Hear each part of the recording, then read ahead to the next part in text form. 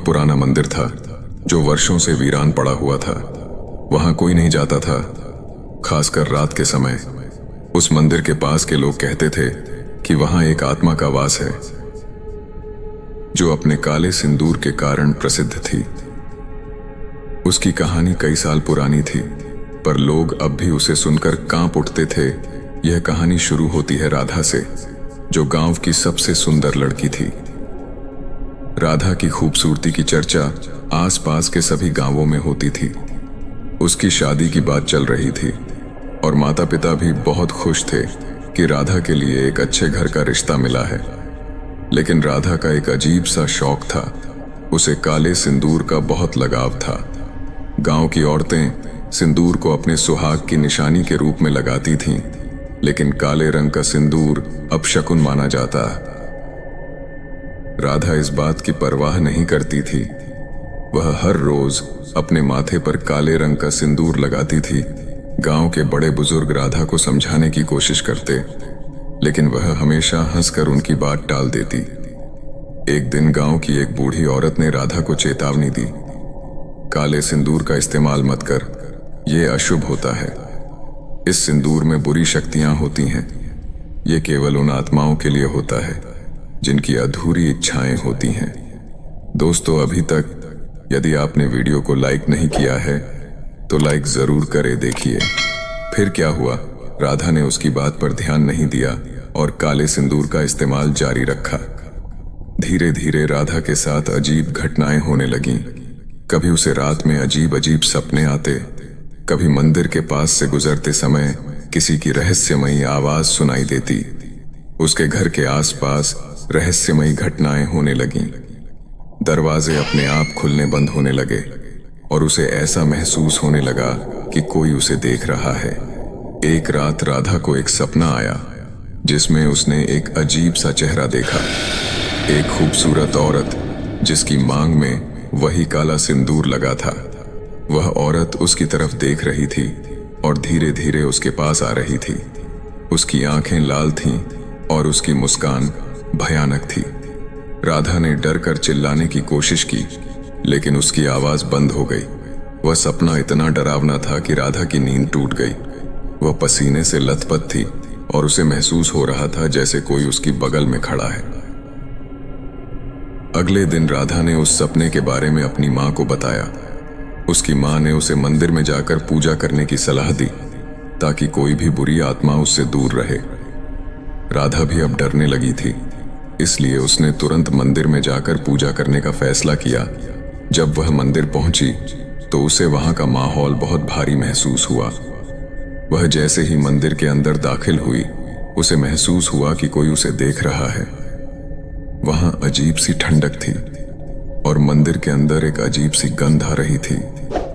वहां उसे वही बूढ़ी औरत मिली जिसने उसे काले सिंदूर से दूर रहने की चेतावनी दी थी। बूढ़ी औरत ने उसे देखते ही कहा, मैंने तुझे पहले ही कहा था कि काले सिंदूर का इस्तेमाल मत कर। इस सिंदूर का एक शाप है जो किसी भी जीवित इंसान को नहीं लगना चाहिए। राधा ने उससे माफी मांगी और पूछा कि इस सिंदूर के बारे में आखिर क्या रहस्य है। तब बूढ़ी औरत ने उसे एक पुरानी कहानी सुनाई। कई साल पहले इसी गांव में एक औरत थी जिसका नाम नीलिमा था।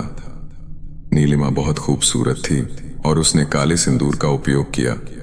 वह सिंदूर उसके पति ने उसे एक जंगल से लाकर दिया था। नीलिमा उस सिंदूर से बहुत आकर्षित हो गई और हर दिन उसे अपनी मांग में भरने लगी। लेकिन उस सिंदूर के साथ बुरी शक्तियां जुड़ी हुई थीं। मां की हालत बिगड़ने लगी। उसे अजीब अजीब सपने आने लगे और धीरे धीरे उसकी मानसिक स्थिति खराब हो गई।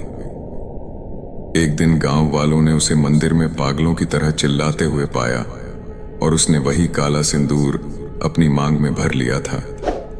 फिर अचानक उसकी मृत्यु हो गई। नीलिमा की आत्मा को उस काले सिंदूर में बंद कर दिया गया था और जो भी उस सिंदूर का उपयोग करता था उसे नीलिमा की आत्मा का सामना करना पड़ता था। अब वह आत्मा राधा के पास आ चुकी थी और उसे अपनी गिरफ्त में लेना चाहती थी। राधा इस कहानी को सुनकर और भी घबरा गई। उसने बूढ़ी औरत से पूछा कि अब उसे क्या करना चाहिए।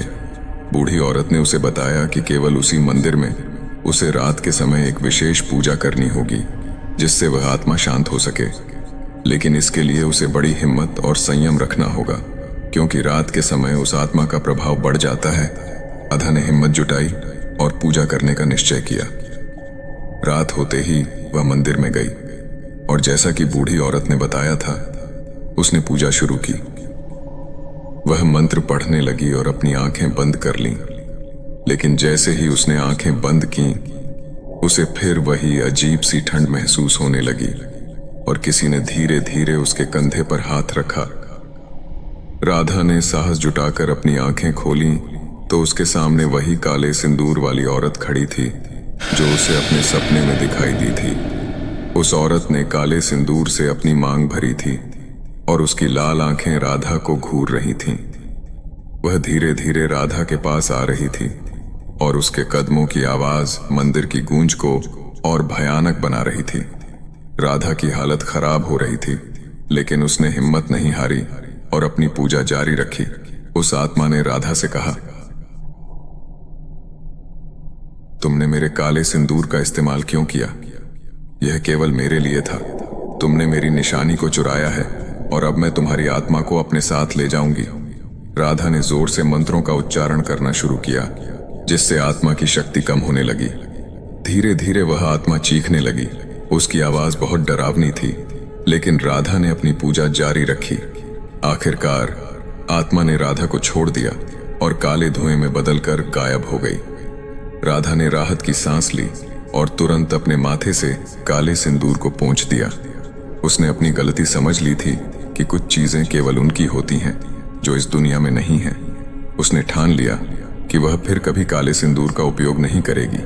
अगले दिन गांव में सबको इस घटना के बारे में पता चला और सभी ने समझ लिया कि कुछ रहस्यमयी चीजों से दूर रहना ही अच्छा होता है। राधा अब उस काले सिंदूर की शापित कहानी से दूर थी, लेकिन उसका डर उसके मन में हमेशा के लिए बैठ गया था। दोस्तों, कमेंट बॉक्स में जरूर बताएं आपको हमारी कहानी कैसी लगी, और इसी प्रकार की कहानियां देखने के लिए हमारे चैनल को सब्सक्राइब करें और बेल आइकन को प्रेस करें।